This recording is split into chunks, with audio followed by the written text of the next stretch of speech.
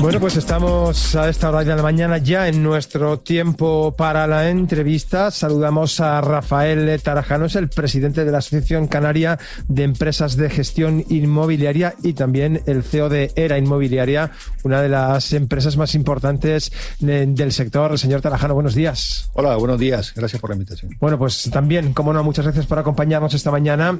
Si le parece, como son muchos los asuntos de los que tenemos que hablar en los próximos minutos, yo casi que voy a comenzar directamente con una pregunta que le harán pues muy habitualmente. ¿Cuál es la radiografía del mercado inmobiliario que podríamos hacer, entre comillas, a día de hoy en Canarias? En Canarias el mercado inmobiliario, en síntesis, va bien. Eso quiere decir que hay una demanda importante para comprar viviendas.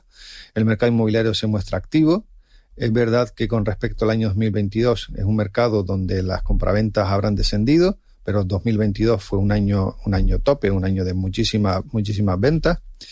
Nos hemos encontrado con un Euribor que ahora empieza a descender, pero que ha estado bastante alto, en torno al 4%, y quizás la paradoja será que incluso con un Euribor tendiente al alza, la demanda de compra de vivienda prácticamente no ha descendido y por lo tanto hemos mantenido los precios estables, y sobre los precios podríamos decir que hemos recuperado los precios del año 2007.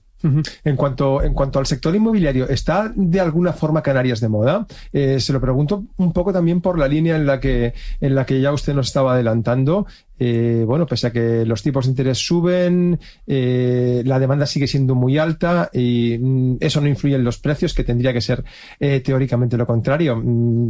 Hay un debate abierto ahora muy importante precisamente sobre el mercado inmobiliario en las islas, sobre si limitar o no limitar la entrada a los extranjeros. No sé, ¿qué nos puede contar de todo esto? Bueno, Canarias no está de moda. Canarias siempre está de moda y España siempre está de moda. El mercado inmobiliario español, igual que el de Canarias, es un mercado pujante en toda Europa. Es uno de los mercados más activos que existen a nivel europeo. Tenemos una demanda, sobre todo lo que hablaríamos de zona costera española, de inversión internacional muy alta. En el caso de Canarias supera el 30%, es decir, más del 30% es comprado por no residentes, ¿no? Por personas que no residen aquí. Sobre la polémica, yo creo que habría que ponderar.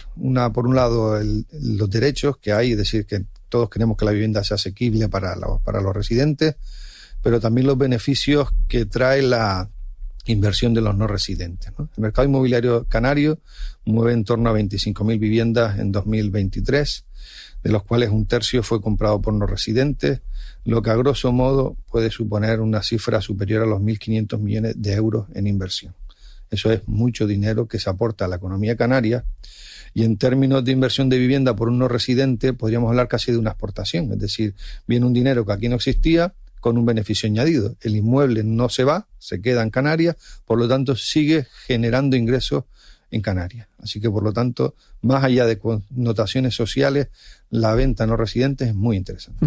Me interesa precisamente profundizar un poco sobre lo que nos está contando, porque sí es evidente, o al menos está en la sociedad, que sí que hay un problema de acceso a la vivienda precisamente para los residentes, ¿no? Para los canarios. ¿Cómo se hace o qué se puede hacer para que esa vivienda sea asequible? Si es que tiene que serlo. A lo mejor hablamos también de vivienda asequible en zonas donde antes lo era y la evolución del mercado hace que ya no lo sea. Hay ciudades en las que determinados barrios van avanzando, se van modernizando y los precios evolucionan también precisamente por ese propio desarrollo.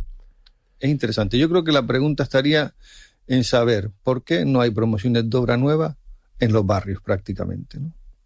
Y aquí tenemos entonces que ir a considerar si el precio de costo que supone adquisición de suelo, desarrollo de suelo, construcción, más el margen evidentemente que debe de tener la empresa que promueve, nos da un precio que sea atractivo para un comprador. Y ahí es donde nos vamos a encontrar con que probablemente no haya inversiones en esos sitios porque realmente no hay demanda. O sea, la demanda no está capacitada para pagar los precios resultantes. Nos encontramos con barrios como Chamán o barrios así similares que no se renuevan prácticamente. Es verdad que el suelo es escaso, pero no existen planes de renovación y no existe mucho interés por parte de los promotores. Los promotores principalmente están construyendo en zonas donde donde el precio sí les permite encajar. No tanto la rentabilidad, porque de verdad no creo que la actividad de un promotor sea excesivamente rentable. Creo que es rentable, evidentemente, pero no les permite. O sea, tenemos que darle la vuelta y averiguar cómo podemos hacer para que se construyan más viviendas en menos tiempo. Por lo tanto, y sin ser un gran defensor de la vivienda de protección oficial, sí creo que es totalmente necesario que se reactive la construcción de viviendas de protección oficial, porque hace muchos años que no se hacen. Entonces tenemos un déficit enorme en la vivienda de protección oficial. Tenemos otro déficit, y ya creo que de la vivienda podemos hablar durante un día entero, que es la vivienda social. Tampoco se han hecho prácticamente viviendas sociales, y esto ya escapa del mercado, es decir, son personas que no pueden entrar en el mercado inmobiliario y que le tenemos que resolver su necesidad de vivienda. Uh-huh. Así que, por lo tanto, hoy el otro día una cifra de 30.000 demandantes de vivienda social en Canarias, y se hablan de cifras de 1.000, 2.000, 3.000 viviendas para construir en un año. Es insuficiente, no vamos a resolver el problema. Así que hay que reactivar el mercado de la vivienda. Oí el otro día hablar a alguien que decía, tendríamos que crear una especie de boom de la vivienda, y probablemente sí tenga razón, no con fines especulativos, pero sí con fines de resolver la enorme necesidad que tienen las familias de encontrar una vivienda, tanto en alquiler como en compra. Precisamente le quiero preguntar por el alquiler. Se habla también mucho ahora precisamente del alquiler vacacional, del impacto o de la influencia que tiene en la vivienda, y también, de nuevo, de la regulación. ¿Qué diagnóstico y qué valoración hace al respecto? El problema de la vivienda actual lo hemos ido agravando a lo largo del tiempo. Hemos creado una ley de vivienda recientemente que lo que ha hecho es expulsar a muchas viviendas residenciales hacia otros usos, como puede ser el de la vivienda vacacional. ¿Y por qué sucede esto? Porque no le estamos dando garantías al propietario. Resulta que estamos cargando toda la responsabilidad social en la persona que ha alquilado un inmueble y que en un momento se enfrenta a que el arrendatario no puede pagar, y cargamos exclusivamente sobre sus espaldas toda la responsabilidad. Y hasta que no resolvamos eso, va a haber cada vez menos viviendas en alquiler. Por lo tanto, habrá que buscar la manera de, atendiendo las necesidades sociales, que la persona que sea dueño de una vivienda que la quiere destinar al alquiler tenga todas las garantías de que cuando suceda un impago la pueda recuperar, o en su defecto que alguien se haga caso de pagar la renta. Uh-huh. ¿Comprar una vivienda es una buena inversión? Comprar una vivienda, ¿depende de dónde? Comprar una vivienda siempre es una buena inversión por el siguiente motivo. Es tradicionalmente el sistema de ahorro familiar en España. De tal manera que cuando tú adquieres una vivienda, evidentemente las hipotecas son a un plazo más largo del que deberíamos tener, pero hay hipotecas, quiero decir, tardamos bastante en pagar la casa, pero cuando llevamos aproximadamente la mitad de la casa pagada, tenemos un patrimonio que responde por nosotros. Cuando queremos adquirir otro bien, tenemos una garantía adicional, por lo tanto somos más solventes ante la entidad que nos va a tener que volver a prestar dinero. Genera arraigo, es decir, somos de donde tenemos una casa en propiedad, aunque después podamos vivir en otro sitio, pero a lo largo del tiempo queremos volver ahí naturalmente. Pero sobre todo es que de cara al futuro, y todos creo que tenemos una enorme preocupación sobre el futuro, y esto que al margen de la preocupación como profesional inmobiliario, queremos tener dónde vivir. Ahora hablamos del co-living, hablamos de muchísimas fórmulas hacia el futuro que realmente parece que están denotando que va a ser complicado el futuro. Así que si una persona puede comprar una casa, tener una casa en propiedad hacia el futuro, va a tener garantizado dónde vivir. Así que, por lo tanto, es una buena inversión. Una buena inversión. Yo le preguntaba al comienzo de la entrevista sobre una radiografía, sobre un diagnóstico.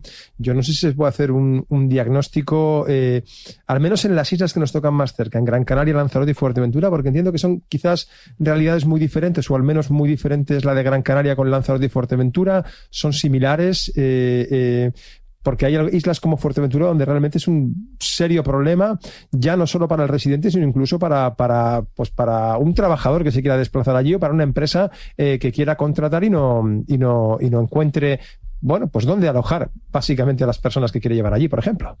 Apuntamos dos cosas. Una, la enorme frustración de una persona que quiere encontrar una vivienda en alquiler. Y ahora hablo a nivel de nuestras empresas asociadas, de nuestras... porque eso lo ven ustedes seguro que todos los días que les acuden, es un verdadero casi drama. Desesperados. No podemos publicar viviendas en alquiler. Si las publicamos durante una pequeña fracción de tiempo, 1 hora o 2 horas, y la tenemos que retirar porque nos llaman cientos de personas que quieren alquilar la vivienda. Porque hay una enorme crisis social en cuanto a la vivienda, que se tiene que resolver. Y además, por añadidura, nos provoca una parálisis sectorial, una parálisis en la empresa, en el sector económico. Porque cuando uno quiere trasladar trabajadores a otra isla o quiere venir de fuera a trabajar en Canarias, se encuentra con una enorme problemática de encontrar vivienda de alquiler para los trabajadores. Y es totalmente indispensable resolverlo, si no paralizamos la economía. Y si no encontramos a las personas que tienen que tener una casa en alquiler, paralizamos sus proyectos de vida, sus proyectos de familia, y eso hay que resolverlo. Uh-huh. Pero los plazos, siendo muy optimistas, es complicado porque, bueno, también lo estábamos hablando al comienzo de la entrevista. Realmente el volumen de vivienda en alquiler que hay es el que es, y ¿se solucionaría entonces o se podría amortiguar precisamente creando o articulando algún tipo de mecanismo de garantía para el arrendatario y para el arrendador? Para ambos. La resolución del problema tiene dos vías. La más rápida, evidentemente, es procurar que la mayor parte de los inmuebles posibles se destinen al alquiler. Y eso no se consigue con legislaciones prohibitivas. Se consigue con legislaciones garantistas. Es decir, oiga, si usted dedica una vivienda en alquiler, a usted le vamos a garantizar que cobrará la renta en cualquier circunstancia, o por lo menos las rentas normales, las habituales. Y eso no resolvería, bueno, pues que mucha parte del parque de vivienda hoy en día que se destina a otros usos o que simplemente está vacía pueda retornar al mercado del alquiler y al final esto es un problema que solamente podemos resolver familia a familia, persona a persona, ¿no? Al medio plazo hay que agilizar la edificación de obra nueva. Hay un déficit de obra nueva enorme y hay que agilizarlo. Lo que pasa es que vamos construyendo tabúes como que el suelo es finito, que no podemos ocupar más territorio, y todo eso va paralizando el desarrollo y al final pues nos encontramos con la problemática que estamos. Entiendo, nos quedan un par de minutos, que su valoración sobre esa idea que lanzó el gobierno de Canarias, que luego salió rápidamente el presidente del gobierno a matizar sobre la posibilidad, pues entre comillas, prácticamente de liberalizar el suelo en Canarias, el suelo rústico que no estuviera protegido. Entiendo que esa sería una opción interesante a su juicio. Hay que aumentar la cantidad de suelo disponible porque un peso importante en el producto final, que es una vivienda, es el costo del suelo. Entonces, cuanto mayor facilidad demos para acceder al suelo, mejor. Eso no quiere decir que se pueda edificar en cualquier sitio.